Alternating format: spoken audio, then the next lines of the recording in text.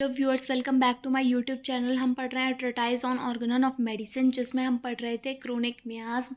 उसके बाद हमने देखा था सोरा क्या है, फिर सोरा के मैनिफेस्टेशंस क्या थे, प्राइमरी सेकेंडरी लेटेंट सोरा क्या था। अब हम देखते हैं ट्रीटमेंट क्या है, एंटीसोरिक ट्रीटमेंट। तो स्टार्ट करते हैं। एंटीसोरिक ट्रीटमेंट, तो इसमें सबसे पहले बताया है मेडिकल मैनेजमेंट क्या है इसका। फर्स्ट पॉइंट है सिलेक्शन ऑफ मेडिसिन। सबसे पहले हमें क्या करना है, मेडिसिन सेलेक्ट करनी है। तो प्राइमरी सोरा के केस में कैसे मेडिसिन सेलेक्ट करनी है, लेटेंट और सेकेंडरी सोरा के केस में कैसे मेडिसिन सेलेक्ट करनी है, सब पढ़ेंगे हम। In case of primary SORA, in the primary frank SORA, in a recent cases of its disease with its still existing eruptions, the complete cure can be obtained by sulfur alone only in the smallest doses of potentized preparation. इसमें इन्होंने सीधे सीधे बता दिया कि अगर कोई etch disease है, कोई इरप्शन है और प्राइमरी फ्रैंक सोरा है, मतलब रीसेंट केसेस हैं अगर उसके, तो कंप्लीट क्योर हमें सिर्फ सल्फर से मिल जाएगा और हम उसे स्मॉलेस्ट डोज में दें तो। But it remains undecided whether this can be done in every case of itch still in full eruption of the skin, because the ages of eruption of itch infecting patient is quite various.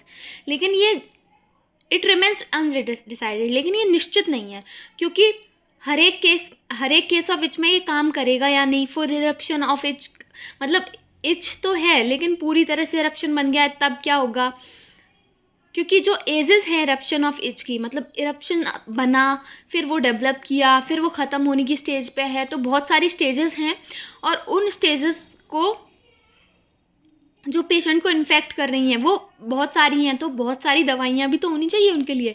For if the eruption has been on the skin for some time, although it may not have been treated with the external pressive remedies, it will of itself begin to recede gradually from the skin.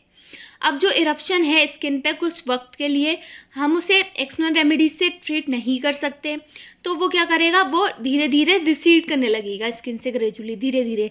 Then the internal psora has already in the part gained the upper hand, the cutaneous eruption is then no more so completely vicarious, and ailment of other kind appear partly as a sign of latent sora, partly as a chronic disease developed from the internal sora। मतलब हमने उसे छोड़ दिया, left untreated छोड़ दिया, तो जो internal सोरा है वो क्या होगा, वो एक स्टेज ऊपर आ जाएगा, मतलब जो अंदर है सोरा। तो जो इरप्शन है वो क्या होगा, विकेरियस हो जाएगा, पहले से थोड़ा बढ़ जाएगा, एलिमेंट्स आ जाएंगे अलग अलग तरह के, लेटेंट सोरा के साइंस दिखेंगे या फिर क्रोनिक डिसीज़ के हमें साइंस दिखने लगेंगे। In such case, sulfur alone, a little as any other single remedy, is usually no longer sufficient to produce a complete cure. अब सल्फर अकेली काफ़ी नहीं है कि वो complete cure कर सके, and the other antisoric remedies, one or another according to the remaining symptoms, must be called upon to give their homeopathic aid. तो हमें क्या करना है, और मतलब उसके सिमिलम के बेसिस पे हमें उसे और होम्योपैथिक एड प्रोवाइड करने हैं और दूसरी एंटीसोरिक रेमेडीज़ देनी है, एक के बाद दूसरी ऐसे। अब in case of latent and secondary psora, जब सोरा सेकेंडरी है या लेटेंट स्टेट में, तब क्या है, here cure can never be accomplished with the sulphur alone. यहाँ पर तो सल्फर काम ही नहीं करेगी, केवल सल्फर से यहाँ क्योर नहीं होगा। Moreover one single and only medicine is sufficient to heal the entire psora and all its forms. जबकि क्या है, एक सिंगल मेडिसिन ही क्या कर देगी पूरे सोरा को और उसकी जो भी फॉर्म्स है उन सबको, मतलब एक सिंगल और ओनली मेडिसिन इज इनसफिशिएंट, मतलब हील नहीं कर पाएगी, एक मेडिसिन हील नहीं कर पाएगी सोरा को और उसकी वेरियस फॉर्म्स को। It requires several antipsoric medicine given according to the symptom के बेसिस पे हमें अलग अलग एंटीसोरिक मेडिसिन देनी पड़ेंगी in order to cure the entire psora completely, अगर हमें सोरा को पूरी तरह से हटाना है तो। फिर अब हो गया, मेडिसिन सेलेक्ट हो गई, अब क्या करना है, मोड ऑफ एडमिनिस्ट्रेशन करना है। In general the required dose of antipsoric medicine 1 or 2 Poppy seed globules should be given on the टंग। अब एंटीसोरिक मेडिसिन कैसे देनी है, जीभ पे देनी है, 1 या 2 पॉपी सीड के बराबर ग्लोब्यूल्स देने हैं। The best time to taking a dose of antipsoric medicine is early in the morning while fasting. जब खाली पेट हो, अगर आप कोई भी एंटीसोरिक रेमेडी ले रहे हैं तो खाली पेट लें, तो वो ज़्यादा असर करेगी। It is desired that it should be taken dry and allowed to dissolve on the tongue to be moistened with 2 or 3 drops of water on a spoon, in either case drinking anything after it or eating anything within half an hour or a whole hour should be avoided। अब क्या करना है, ये कैसे लेनी है, ये या तो ड्राई ले लो या फिर डिज़ोल्व कर लो, मतलब थोड़े से पानी में 2-3 बूंद पानी में इसे मॉइस्चर करके डिज़ोल्व कर लो और and allowed to dissolve on the tongue, मतलब या तो हम ड्राई ले लें और टंग पे डिजॉल्व हो जाने दें, या फिर वाटर में हम 2-3 बूंद लें इसकी और फिर टंग पे ले लें। उसके बाद हमें क्या करना है, कुछ भी खाना पीना नहीं है दोनों केसेस में ही, 1 घंटे तक या आधे घंटे तक। After taking the medicine the patient should keep perfectly quiet at least a full hour. एक घंटे तक मेडिसिन लेने के बाद पेशेंट को एकदम शांत रहना है, but without going to sleep. Sleep delays the beginning of action of the medicine. और सोना नहीं है, क्योंकि सोने से क्या होगा, जो मेडिसिन का एक्शन है वो डिले हो जाएगा। He must avoid during this hour as indeed throughout the treatment all disagreeable excitement, nor should he stay in his mind immediately after taking a dose in any way, either by reading or calculating, by writing or by conversation requiring meditation। मतलब ऐसा कुछ भी नहीं करना है उससे जिससे उसका स्ट्रेन हो फिजिकली या मेंटली, मतलब कुछ भी लिखना नहीं है, कैलकुलेट नहीं करना, ज़्यादा बातचीत नहीं करनी, जिसमें मेडिटेशन हो, मेंटल वर्क नहीं करना, ऐसे कोई भी एक्साइटमेंट नहीं लाने जो डिसएग्रीबल हो बॉडी के लिए मेडिसिन लेने के बाद। फिर आगे बताया इन फीमेल। इन जनरल अभी हमने पढ़ लिया क्या क्या था, कैसे कैसे करना है, टंग पे लेनी है क्या क्या। अब फीमेल में क्या है, the dose of antipsoric medicine must not be taken by female shortly before their menses are expected, not during the flow. Menses आने वाले हैं, उसे पता है मेंसेस आने वाले हैं, 2-4 दिन में आ जाएंगे, तो उसे दवाई नहीं लेनी है। ड्यूरिंग मेंसेस दवाई नहीं लेनी है।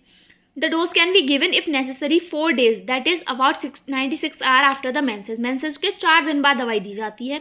But in case the menses previously have been premature or too profuse or too long lasting, it is often necessary to give on this 4th day a small dose of nux vomica।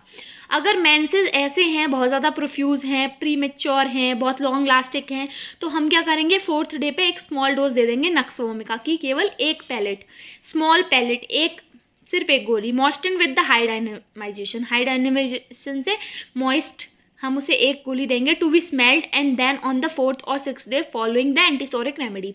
उसे smell कराएंगे nux vomica को, फिर चौथे दिन से या 6वें दिन से हम उसे एंटीसोरिक ट्रीटमेंट देने लगेंगे।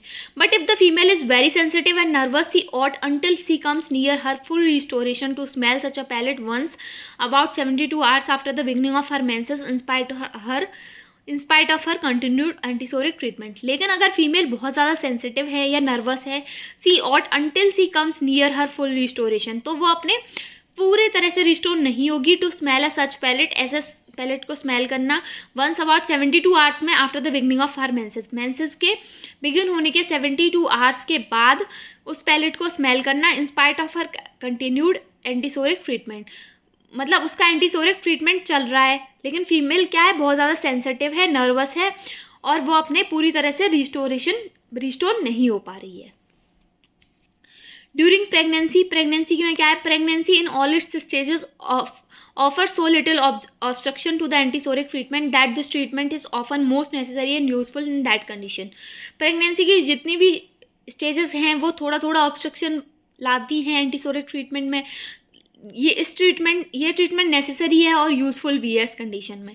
Most necessary because the chronic elements that are more developed, मतलब ऐसे केसेस में जहाँ पर क्रोनिक एलिमेंट ज़्यादा डेवलप्ड हैं। In this state of women which is quite a natural one, the symptoms of the internal psora are often manifested most plainly on the account of increase sensitiveness of the female body and spread. इस time पे क्या है, जो female की body है और जो उसकी वाइटल एनर्जी है वो क्या है, वो ज़्यादा सेंसिटिव है, तो जो सिम्टम्स हैं वो सोरा के वो ज़्यादा मैनिफेस्ट होंगे, दिखेंगे। The antipsoric medicine therefore act more definitely and perceptively during pregnancy. तो अब जो एंटीसोरिक मेडिसिन है वो भी अच्छे से काम करेगी जब वाइटल फोर्स बहुत ज़्यादा सेंसिटिव है, एक्टिव है। For this reason in cases selection of medicine should be done in the most homeopathic manner. तो ऐसे केसेस में हम मोस्ट सिमिलर मेडिसिन सेलेक्ट करेंगे, क्योंकि कोई भी मेडिसिन देंगे तो वो क्या होगी, ऐसी कोई भी मेडिसिन देंगे तो वो क्या होगी, अपना असर दिखाएगी। And the dose should be a small as an highly potentized attenuation as possible. बहुत ही हाईली पोटेंटाइज मेडिसिन देंगे और स्मॉल डोजेज में देंगे, मतलब जिसमें क्या हो, क्वालिटी जिसकी ज़्यादा हो, क्वांटिटी बहुत कम हो।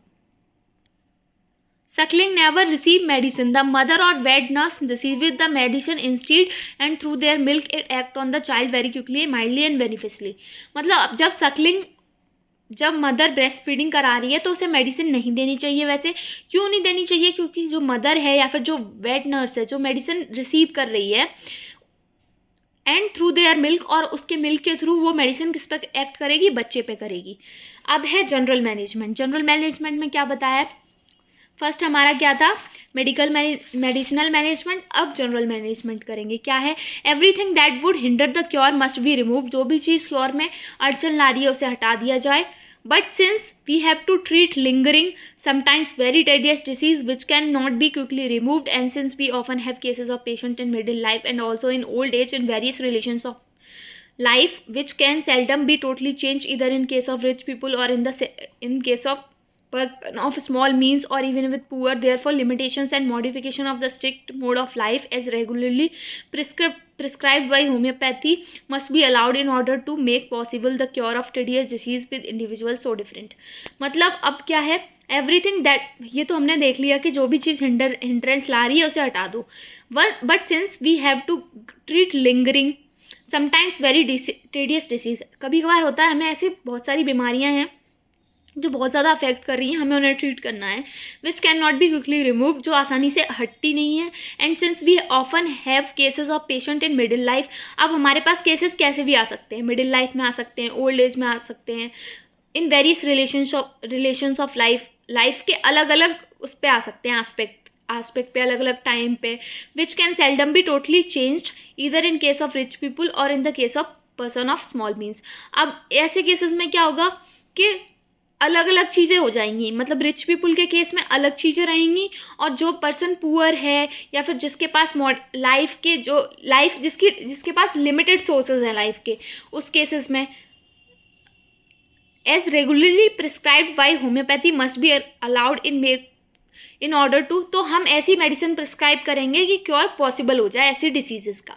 सो in order to make the cure possible, तो कैसे पॉसिबल करेंगे, the homoeopathic practitioner must yield to circumstances in his prescription as to diet and mode of living, and in doing so he will much more surely and therefore more completely reach the aim of healing।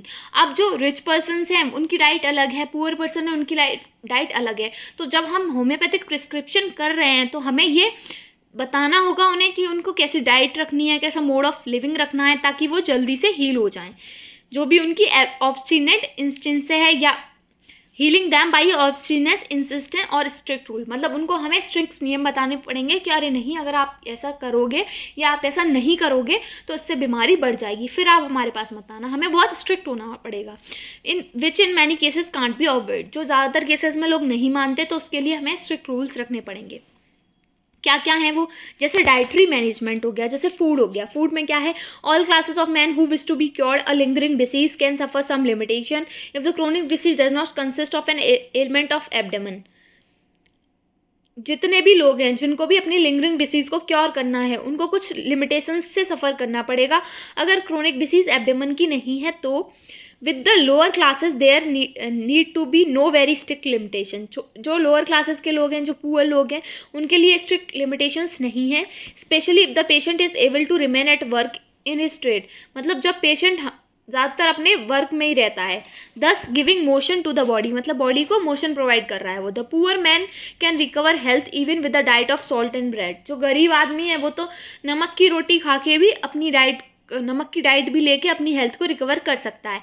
And neither the moderate use of potatoes for porridge and fresh cheese will hinder his recovery, क्योंकि उसकी recovery में आलू ज़्यादा इस्तेमाल नहीं हो रहा, तो वैसा फ्लोर पॉरेज, कोई भी तरह की खीर या फिर वैसे हलवे वगैरह जो आटे की चीज़ें हैं वो नहीं आ रही, नॉर फ्रेश चीज़ भी नहीं ले रहा। तो ऐसी चीज़ें जो हाई कोलेस्ट्रॉल कंटेन कर रही हैं, या फिर जिनमें स्टार्च वगैरह ज़्यादा है, या फिर ऐसी चीज़ें जो उसके एब्डोमेन में नुकसान कर सकती हैं, उसकी बीमारियों में दिक्कत ला सकती हैं, तो ऐसा कोई हिंड्रेंस ही नहीं है, वो तो नमक और रोटी खा रहा है। Only the condiments of onion and pepper with his मर्ज diet is to be limited, और उसके जो मसाले इस्तेमाल हो रहे हैं, प्याज हो गई, मिर्च हो गई, तो वो भी लिमिटेड हैं। तो ऐसी कोई हिंड्रेंस आता ही नहीं है लो क्लास मैन में। फिर दूसरा है विनेगर और सिट्रिक एसिड। विनेगर और citric acid among the articles of food which are generally injurious to chronic patient are also all disease containing vinegar और सिट्रिक एसिड। हमने बहुत सारे आर्टिकल्स पढ़े हैं कि जो लोग क्रोनिक पेशेंट्स हैं उनकी जो हेल्थ ख़राब हो रही है उन सब के फूड में क्या होता है, विनेगर होता है और सिट्रिक एसिड होता है। These are specially apt to cause disagreeable sensation and troubles in those afflicted with nervous and abdominal elements. अब ये क्या करते हैं, इसकी वजह से क्या होता है, उनके अंदर डिसएग्रीबल सेंसेशंस आते हैं, एब्डोमिनल एलिमेंट्स आते हैं, नर्वस एलिमेंट्स भी आते हैं। दे ऑल्सो ईदर एंटागोनाइज और excessively increase the effects of several medicine. बहुत सारी मेडिसिन को एंटागोनाइज कर देते हैं और बहुत सारी मेडिसिन को उनके इफेक्ट्स को बढ़ा देते हैं। For such patient also very acid fruits are to be allowed only in the very small quantities. ऐसे पेशेंट्स में जो एसिडिक फ्रूट्स हैं वो भी बहुत कम क्वांटिटीज़ में अलाउ होते हैं। And sweet fruits only moderate quantity. मतलब एसिड फ्रूट्स जो हैं वो बहुत कम लेने हैं, हफ्ते में 1 बार 2 बार ऐसे। और मॉडरेट क्वांटिटीज़ में जो बहुत ज़्यादा मीठे फल हैं वो भी बहुत मॉडरेट क्वांटिटी में लेने हैं। अब थर्ड है those patient who are inclined to constipation and also though suffering from weak digestion, wheel which is too young is not serviceable, those whose sexual powers are low should limit themselves in eating young chickens and eggs। अब क्या है, जिनका weak digestion है या जिनको constipation है, which is to young is not serviceable, तो उनको ऐसी मील नहीं लेनी है जो जिसमें क्या हो, जिसमें व्हील हो। व्हील क्या होता है, मीट वगैरह, काफ का, इस सब का, मतलब नॉनवेज उनको नहीं लेना है जिनका वीक डाइजेशन है या जिनको कॉन्स्टिपेशन है। और जिनकी सेक्सुअल पावर्स लो हैं उनको भी चिकन, एग्स, ये सारी चीज़ें नहीं खानी है। Ladies with scanty menses will avoid the use of saffron and cinnamon. अब केसर का, दालचीनी का यूज़ नहीं करना है जिनको मेंसेस बहुत कम आ रहे हैं। Person with weak digestion should avoid cinnamon, cloves, pepper, ginger and bitter substances. जिनका डाइजेशन वीक है उनको जिंजर नहीं लेना है, काली मिर्च नहीं लेनी है, लौंग नहीं लेनी है, अदरक, काली मिर्च, लौंग, कड़वे सब्सटेंस, दालचीनी, ऐसी चीज़ें नहीं लेनी है। Vegetable causing flatulency should be forbidden in all abdominal troubles and where there is an inclination to constipation and costiveness. जिनमें कॉन्स्टिपेशन की टेंडेंसी है कि उन्हें तुरंत कॉन्स्टिपेशन हो जाती है तो उन्हें ऐसी सब्जियां नहीं खानी है जिससे फ्लैटस बने, गैस बने, एब्डोमिनल ट्रबल्स आएँ।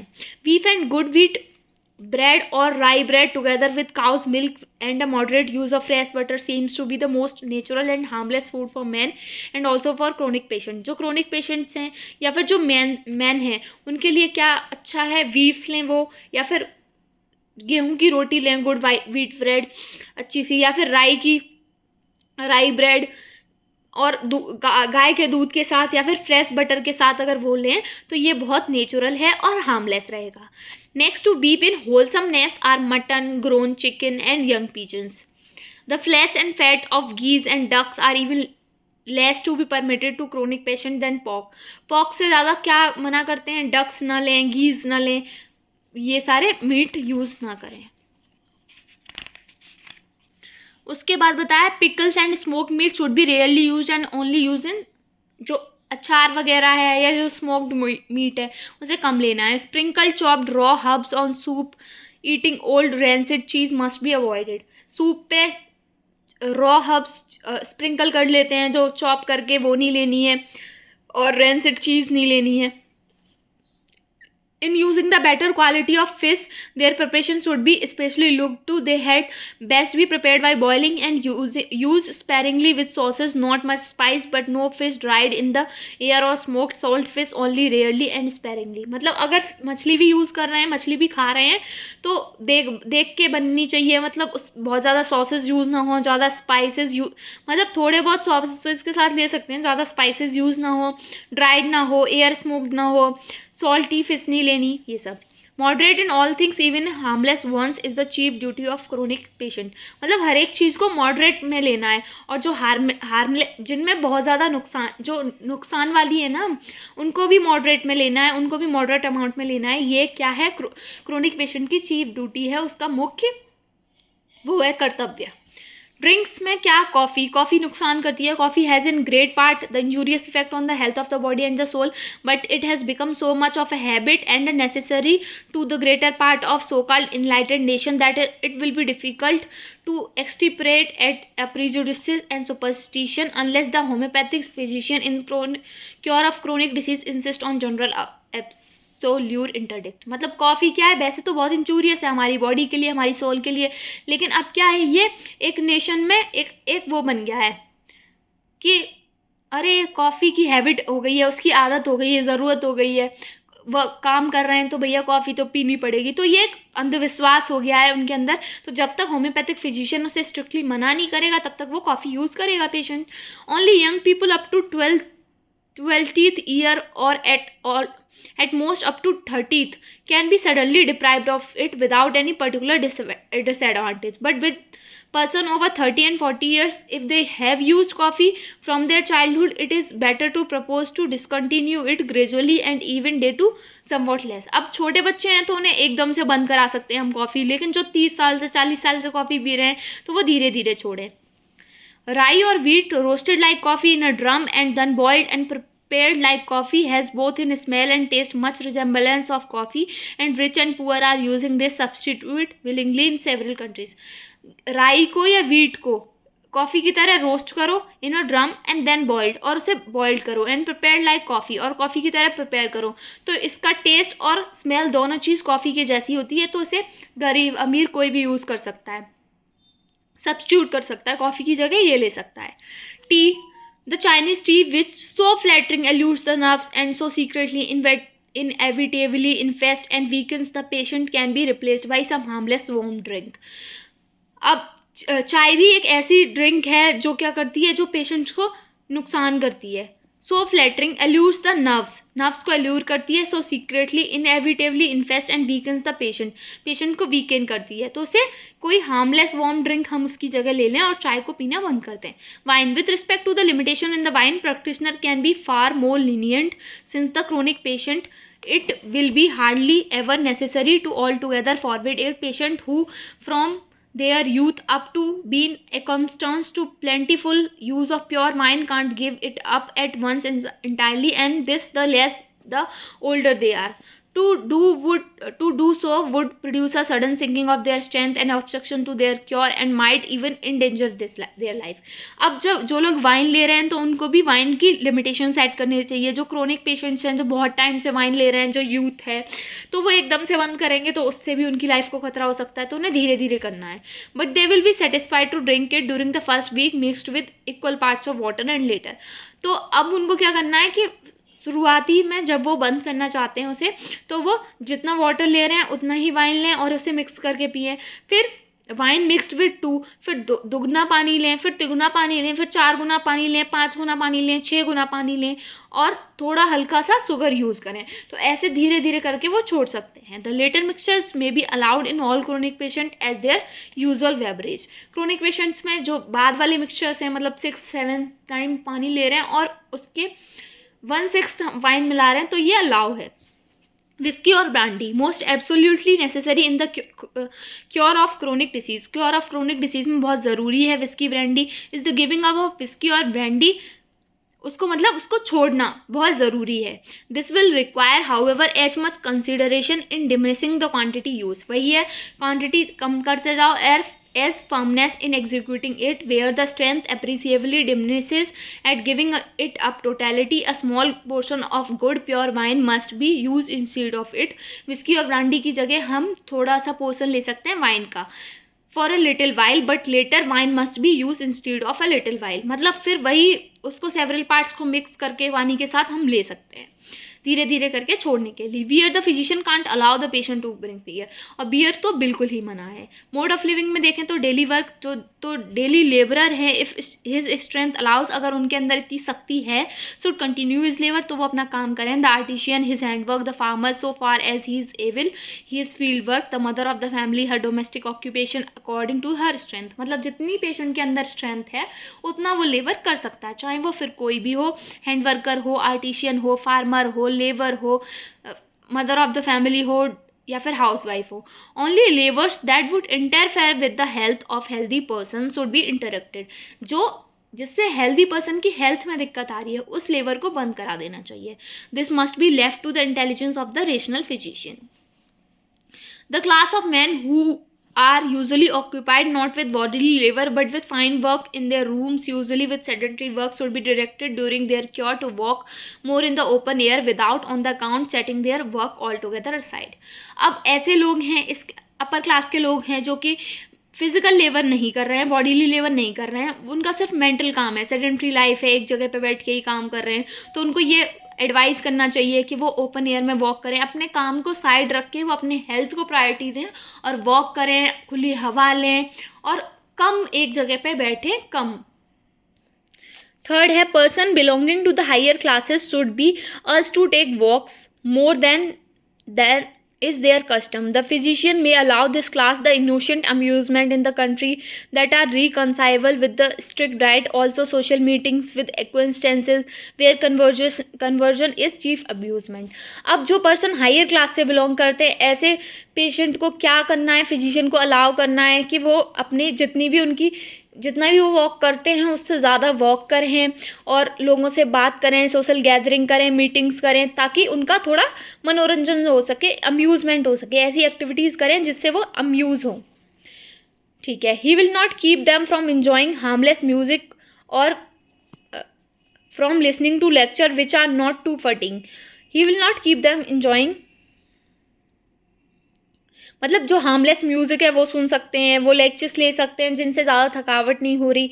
He can permit theatre only exceptionally, मतलब थिएटर वगैरह में एक्सेप्शनली जा सकते हैं, but he can never allow the playing the cards.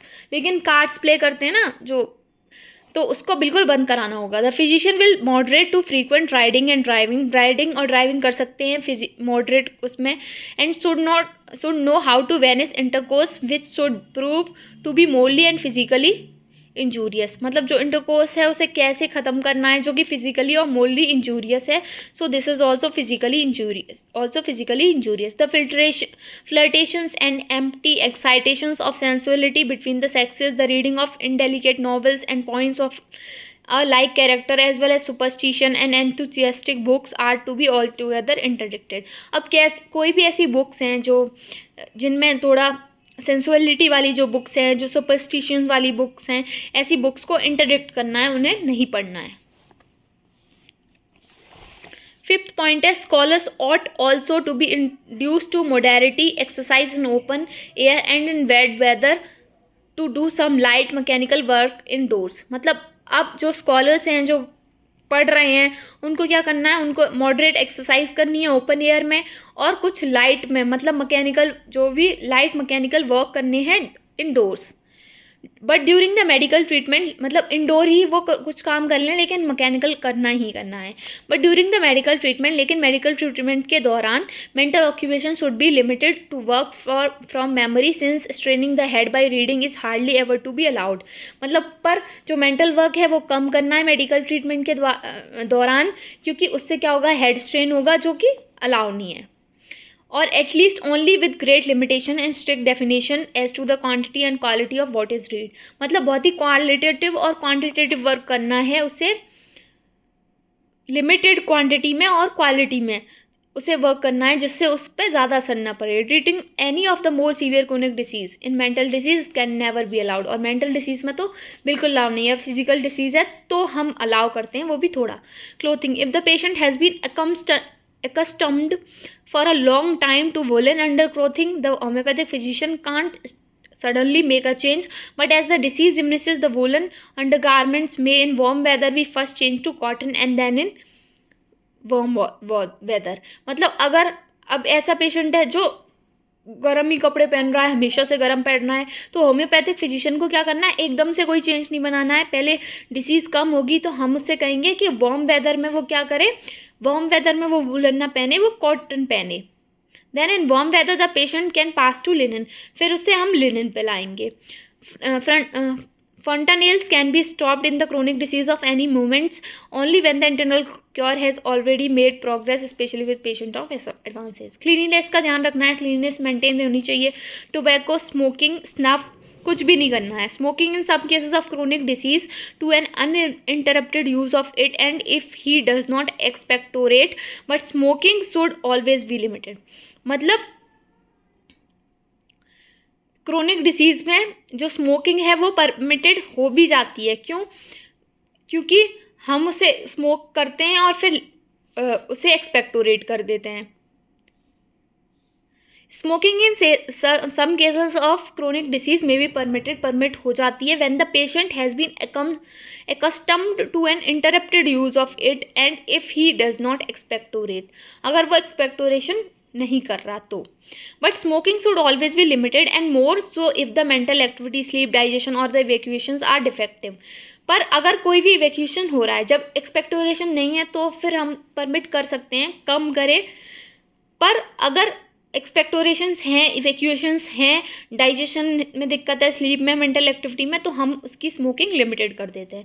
If the evacuation regularly only take place after smoking, अगर स्मोकिंग के बाद ही कुछ दिक्कत आ रही है, the use of this palliative must be all the more circumscribed. The same result must be obtained in lasting manner then the appropriate antipsoric remedies. Snuff more objectionable yet, मतलब बहुत ज़्यादा ऑब्सेक्शन उठाया गया है, स्नफिंग तो करनी नहीं है. However is the using of snuff which is not to be abuse as a palliative against rheum and obstruction of nose and insidious inflammation of eyes, and which being a palliative is a great मतलब ये बहुत बड़ा hindrance है क्योंकि ये बहुत सारी condition में पैलिएशन का काम करती है. It can therefore not be allowed, इसीलिए अलाउड नहीं होती, but must be diminished every day and at last stop. एकदम से बंद नहीं करा सकते पर धीरे धीरे कम करानी है और लास्ट में जाके स्टॉप करनी ही करनी है. मेडिकल रिस्ट्रिक्शंस क्या हैं? All classes of chronic patient must be forbidden the use of any domestic remedies और the use of any medicine on their own account.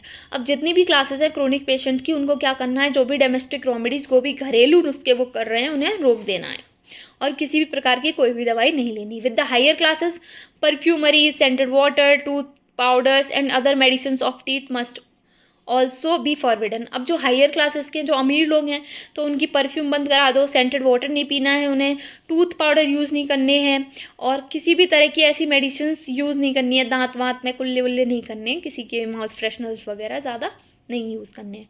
तो ये था हमारा सोरा का ट्रीटमेंट ऑफ एंटीसोरिक और क्या क्या डाइट वगैरह लेनी है ये सब. तो आई होप आप लोगों को वीडियो पसंद आया होगा. अगर वीडियो पसंद आया हो तो लाइक करें, चैनल को सब्सक्राइब करें और कोई भी क्वेरी है तो कमेंट सेक्शन में पूछ सकते हैं. Thank you for watching.